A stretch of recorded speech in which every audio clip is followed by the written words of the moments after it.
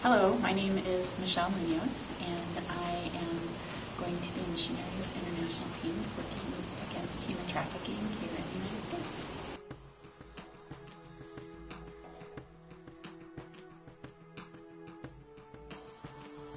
I think one challenge that has been significant on a personal level is that my extended family are not believers, and so they have a very hard time understanding the concept of missions and missionary. And to them, the idea of charity is very off-putting, and additionally, the idea of doing this particular kind of work for the purpose of serving God there's no concept of that for them in their worldview. So trying to explain to them why I'm doing what I'm doing, why I would leave a very secure job to do something that to them just doesn't make sense, it has been a real challenge.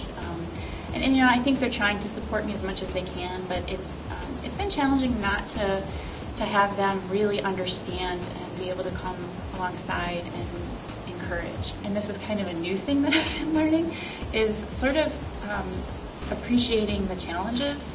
I think for a long time my tendency has been to whine about them. Like, oh, this is so hard. I don't want to do this. God just doesn't seem to be content to let me be mediocre. Like, I don't think He wants us to be mediocre. I think He wants us to be, He's created us to be special. And one of the challenges and one of the things that I've been enjoying has been realizing that, wow, this is a challenge that He's thrown in front of me, whatever it may be throughout this journey and this process. But He's going to use it, and kind of realizing that I can be excited about what the end result is going to be. It seemed very insecure in terms of financial aspect. The fundraising and the putting a support team together seemed very daunting to me for many years. Also, I think the fear of just this idea that in order to do something valuable and significant and helpful in the world, that you have to have some sort of super spiritual, aura about you or something, and I didn't feel like I qualified for that. I was just kind of your average girl that sort of, definitely made mistakes in life, and gosh, I don't know, like, I don't never led a Bible study. Just how does somebody like me start to be a missionary when I'm not a super spiritual person? I feel like I've lived a long time in the grip of fear and the what ifs. Well, what if this doesn't go right? What if this goes wrong? And I think realizing that I'm not doing it on my own, that the safest place I can be, whether it seems safe or not, is in His hands and in His will. When I'm really struggling with that, I really end up having to picture His big hands and me, the little tiny being in them, and all my cares and worries are just these feathers that He's just gently blowing out of His hands, and I'm just stable and I'm staying there and I'm not going anywhere.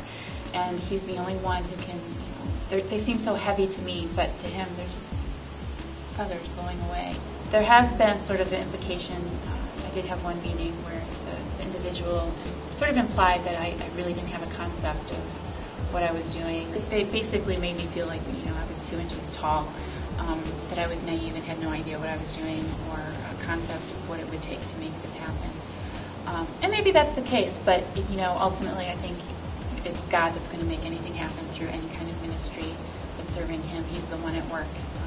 The Holy Spirit's got to move in people's hearts and not Michele. Get somebody who understands you, who understands your heart and your desire, and who also isn't afraid to ask you the tough questions about why are you doing this, and to pray with you also, like, Lord, please direct it in your will. Somebody who will challenge you.